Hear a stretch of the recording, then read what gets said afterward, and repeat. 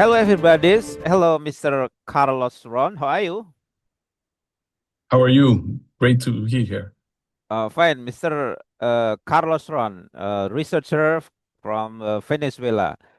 Mr. Carlos, we would like to ask you the latest issue that getting hot today that United States will invade Venezuela.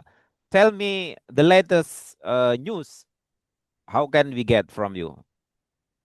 Well, yes. So let me start by saying that there's been an antagonist relationship between Venezuela and the United States for the last 26 years. Ever since President Hugo Chavez was elected Mm, first to office, and decided to do an independent project, a project that was uh, oriented towards the interests of Venezuela, not the interests of the United States or the State Department. There became antagonism towards Venezuela from the United States, and Venezuela is has always been very important and interesting to the United States because we sit over the world's largest proven oil reserves. mm, We're larger than Saudi Arabia, Iran. The largest ones in the world are in Venezuela. So Venezuela before used to be under the influence of the United States, used to be a very close ally of the United States. After the process that began by President Chavez, Venezuela began to be more independent in its relations, especially in mm, its foreign relations. So Venezuela has today stronger relations with other countries that are important in this multipolar world that's emerging, like China, Russia, Iran, and other countries as such. So this hostility that we are seeing now is the effect of already 26 years. mm, After President Chavez died, President Nicolas Maduro was elected. He continues the political process that President Chavez began. And now in the current period that we're in, President Donald Trump in the United States has decided to, once again, that he wants to reestablish the dominance of the United States in the whole Latin American region. mm, Now, as in particular, Venezuela then presents a problem for the United States because Venezuela has this independent foreign policy, because Venezuela has all these new relations, and it does not want to give in to the United States to do the interests of the United States. So, uh, in the first Trump administration, there was an attempt to pressure Venezuela for a regime change. mm, And this was done through the issue of illegal unilateral sanctions by the United States. mm, These sanctions, we say that they are illegal because the only legal under the international law framework are sanctions that are taken by the Security Council of the United Nations. But these are mm, sanctions that are imposed by the United States, which with the objective to produce so much damage to the Venezuelan economy and to the Venezuelan population that the Venezuelan population will somehow turn against the government. This mm, did not succeed during the first Trump administration, and also they were continued under the Biden administration, even though there were some licenses and there was some more interaction between oil companies in Venezuela. But now that the President Trump is back again, he comes with an even more aggressive policy towards Venezuela. In the last couple of months, we have seen an incredible deployment of military ships, warships, airplanes, all this structure in the region of the Caribbean Sea. mm, Now, the narrative change. Before, the hostility towards Venezuela used to be, and the narrative used to be that it was because Venezuela was not democratic enough or under the standards of the U.S. Now, that's not the issue. The issue now, according to the U.S., is drug trafficking. They are mm, accusing, they designed this accusation in the last year where they brought up trumped up charges with accusations on based on alleged drug cartels, which mm, they don't really exist or in the way that they were presented, and they're accusing President Maduro of being the leader of these cartels, and that these cartels have some sort of are attempting to damage or invade the United States, hurt the people in the United States. Mm. So under this pretext, this operation is taking place. It's military deployment in all of the Caribbean Sea. The thing is that we know that's not the real reason, because when every analysis, every report from the UN, but even from the DEA inside the United States, reflects that 87% of drug trafficking from South America to the United States comes from the Pacific Ocean. And Venezuela has no coast in the Pacific Ocean. Venezuela has Mm. only a coast in the Atlantic Ocean. Mm. So if almost 90% of your drug trafficking is in the other ocean, why are you doing this huge deployment of military assets to try to find the small 5% or that is still left of drug trafficking? It doesn't make sense Mm. unless your real reason is that you want to intimidate or you want to create the reason for invasion, and that you want to eventually overthrow the government of Venezuela. And this is what we think is a play. We think we believe this is a regime change operation that the United States is carrying out, that is threatening Venezuela, is trying to provoke Venezuela into a military conflict. And by now, it has already attacked several boats. So boats that we don't know who the passengers were. We don't know what they were carrying, because they were blown away. They were militarily blown up in the ocean Mm. without a trial, without anybody stopping them to see what the cargo was, without anybody trying to find out if it was really drug trafficking or something else. But the rhetoric is saying that the Trump administration is fighting drugs, is fighting crime, and is fighting these drugs coming from Venezuela. Mm. So this is the current situation we're at. We have this fleet of U.S. military threatening Venezuela, and the Venezuelan people are resisting this, of course, in the sense of we're trying to live our lives, our normal daily lives. But we know that there's a history of U.S. aggression against Latin America, and we're trying to be, aware of that and careful about that. Okay, Carlos, I think you have to analyze, is it independent issue or related to the Middle East, Africa, and Latin America? So it is a kind of maybe Latin America for a test of how big resistance for Venezuela people and the government itself. But can you tell me how far is it relation? Is it has a relation with the Gaza genocide or maybe Sudan genocide? What do you think? Well, there are different things at play here. First of all, I think I'll tell you two ideas. First, in the last several years, the United States has obviously lost the hegemony it used to have around the world after the Cold War. And this is because we have seen that countries like Russia or like China are now seen by the United States as adversaries because they have technological development. They have, there's this structure of BRICS that may try to build an alternative financial structure. So all these controls that the United States used to have are no longer solid. So the Mm. United States now needs to regain this control. And the way it wants to regain this control is by reasserting itself in what is believed to be its natural sphere of influence. Mm. So in this case, I'm not talking only about Venezuela, because if you look at what has going on in this year, the United States has says that it wants to recover the Panama Canal. It wants to expel the Chinese companies working in the Panama Canal. That it Mm. wants to make Canada the 51st state. That it wants to it kicked out President Pedro from Colombia from the United Nations. It is telling the Argentinian people, if you don't vote for my candidate, President Milei, and for his supporters, then we're going to pull out the funding for you. He's threatened Brazil with sanctions as well, and then first with sanctions, then he tried to dialogue. When you see all the actions that have taken place during the last year, you see that the United States is re-engaging with Latin America because he wants to have total control over the continent. Politically, at the Mm. same time, you have to consider that since this is a regime change operation, this is a political attack against the leadership of Venezuela.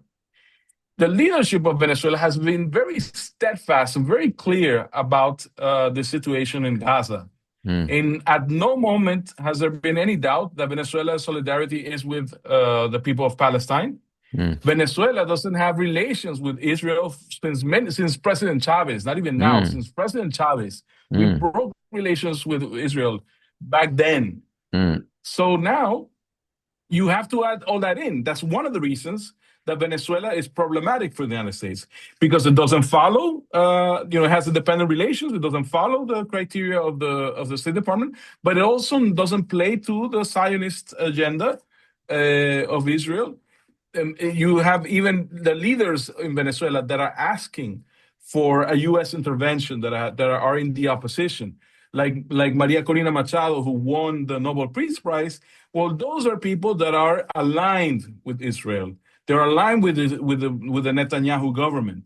I mean, Mm. before she became a Nobel Peace Prize winner, she signed an agreement with the Likud party in Israel, saying that they want to cooperate, and she promised that if she would become president of Venezuela, she would change the embassy to Jerusalem and so forth, and put an embassy of Venezuela in Israel and so forth. So you see, it's part of the political alignment against Venezuela. So that's why I think we are. Venezuela, in a way, is bothersome for the U.S. because of the foreign policy and because of the Israeli objectives in the region as well. So, do you think that this is not the economic issue? I mean, the not isolated economic issue. United States want to take over oil, and this is more what I say supported Palestine for the independence, not the economic issue. It's a combination. All the elements are there. I Mm. mean, Venezuela was problematic because we have the oil reserves, we have all the natural resources, because we have independent foreign policy, because we don't support Israel and we support Palestine. Mm. All these things are combined and make the United States want to promote an aggression against Mm. Venezuela. Okay, let's take another issue, a security issue. And we know that the lately people of Venezuela supported the government. They gathering together to show to the United States that they are ready for war. But Mm. uh, I think Venezuela is very sensitive region because it's very too close to United States border, and Yes. and the alliance itself like Russia and China is far away, and United States also far away from the Gaza. But the problem is how strong enough Venezuela to counter military intervention recently. What do you think? Well, I think there's several things you have to take into consideration. First, that Venezuela, of course, we know the strongest military in the world is the United States. That's not in question. When there's no Mm. illusions on that. But Venezuela has been also building up its security, and Venezuela is a large country. You have about 30 million people. You have Mm. a coastline of about four 4,000 kilometers. So it's a very difficult. It's not just you can't just come in and take over the country without Mm. without a struggle. Now, Venezuela doesn't want to fight the United States. Of course, Venezuela is not. It has always been promoting dialogue. But if Venezuela is under attack, there's a population is going to go out and defend their nation. Is going to go out and defend their homes, their livelihood. So Venezuela is ready to face any situation that may come up. Mm. It's not what we want, but we hope that we never comes to that. But Venezuelans are ready. In the last couple of months, over 8 million people have Mm. joined voluntarily joined the militias, and gotten training in case something happens. And people are doing this spontaneously because they feel that if the threat comes, they have to go and defend their homes. Mm, Now, this is with any country, that has a feeling of sovereignty, of dignity, mm, it will take the same position if they're invaded. mm, But of course, we don't want this to happen. This is not our objective. We are not looking for this. But we have to prepare for this type of scenario. mm. Okay, some observers say that the more Venezuela show the resistance, the more the region, especially in the Latin America or in Caribbean. What do you think about this? Well, in the Mm, well, you have to understand, if there's a war in Venezuela, if there's an invasion, there's a military operation against Venezuela, that's going to have repercussions throughout the whole region. mm, Because, like in other places, you immediately will have economic problems, migration problems. You have it's a destabilizing force. mm, Now, Venezuela, the important thing that we have seen is that the many countries in the region have said that they were against this, any type of operation against Venezuela. You have heard voices like first Colombia, which is our neighbor, President Petro in the United Nations stated very clearly that he was against this type of operation because it was illegal. It was illegal murder of people at sea, but also because he didn't support any attack on Venezuela. The president of Mexico has said that she's also against attacks on Venezuela. The president of Brazil has said that that we need to talk about this. That he's offered himself to mediate to find solutions, but that again he's also against any attack on Venezuela. Even the countries, I would say this, even countries that ideologically are not aligned with Venezuela, maybe they're not saying anything against the United States, but they're keeping quiet. They're not talking about supporting mm, because they all know that everybody will be affected if there is an intervention in Venezuela. That is inevitable. Something is going to happen. So I think the important thing here is that we see voices from throughout the region. We see other not only governments but also organizations, people, just calling. Even in Venezuela, even a big part of the opposition is also rejecting U.S. intervention. Is mm, saying, we don't like this government, but we want to solve it in another way. We don't want to have the U.S. come and intervene and create a war and kill people. We want to, solve it in other ways. We have to defend Venezuela. So there's a big rejection in all of Latin America to this action taking place. There's also a big rejection inside of the United States. There's a lot of people questioning now, why is this money being spent this way? mm. Why is the drug problem not being attacked within the United States? Why is President Trump carrying out these military actions that may constitute an act of war without the approval of the United States Congress? There's a lot of questioning around this operation from Venezuelans, from the region, and even from the United States. Okay, are you trying to say that for military alliance, Venezuela count on Russia, China, maybe Iran, but not for other countries like Cuba or countries in the region of Caribbean? Are you trying to say like that? Well, I don't. I think I'll be very careful on this. The scenarios of war are very complex, and I know for a fact, that it's not easy to have. I mean, we shouldn't look at this scenario and think that other countries are going to come and be part of a conflict. The worst thing that could happen is that this becomes a war that extends to many countries, and because it's going to be fought, honestly, it's going to be fought in Venezuelan territory, Mm, and this is not what we want. mm, And also we don't have any expectations. We have good relationships with other countries, like you said. We have a good, strong alliances with China and Russia, mm, but we're not counting on anybody to come in and fight for us. If there is a moment where Venezuela has to fight for its sovereignty, it is only going to count on Venezuelans, mm, because that's what you really can count on. That's how you mm, prepare for a situation like this. mm. I don't think it's ideal to think we you know sometimes we don't idealize these situations and thinking that, oh, well, this is going to be a multipolar conflict and we'll see what's going to happen. No, I think it's more dangerous than that. Venezuela obviously has a doesn't have the military strength of the United States, but also to conquer a place like Venezuela, where we know things about guerrilla warfare, about irregular warfare. It would be very difficult for a country, even with the power of the United States. This Mhm. is not what we want, and we don't, and we are not expecting anybody else to get involved. Venezuela is can count on its own resources. Mm. Okay, what is it in my mind, Carlos? Let image let take the imagination. The situation in Gaza. How big support morality for, across the globe for Palestine cause, but how many countries support military?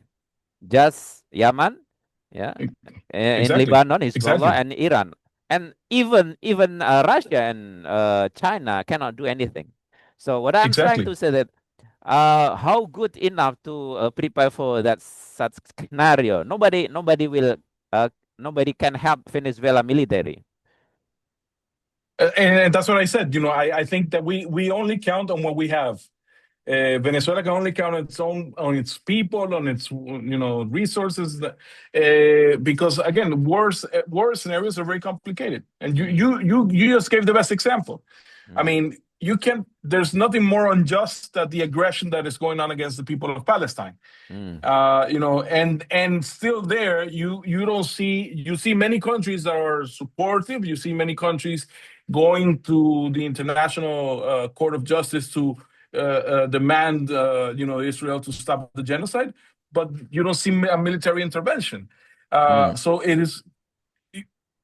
it is very difficult for a country to count. We cannot do policies counting on other countries that are going to come and save us or are going to intervene. I think you can only count with what you have. Now, mm, again, Venezuela is not looking for war. Venezuela wants to, have a good relationship with everybody. mm, But if we come under attack, we have to defend ourselves. mm. And another expert said that maybe you can imagine war something uh, less costly than peace. So I mean, maybe for Venezuela, surrender for United States is more costly than resist military. Well, there's no price to national sovereignty and dignity. Venezuela would never surrender. I mean, at least I know people are willing to give their lives in defense of the country. This is a historic tradition for Venezuela. When 200 years ago we fought for our independence, we fought for the independence of other countries in the region. So it is unimaginable that Venezuela would just surrender. Venezuela would never accept anything that attacks its national integrity or its national sovereignty. Okay, Carlos, I appreciate your courage and your leadership. And Venezuela people show the resist to the imperialists, colonialists, just like Yaman people do it. This is a pride, and the history will tell that Venezuela is never surrendered to the imperialists. Very much for your time. Thank you very much.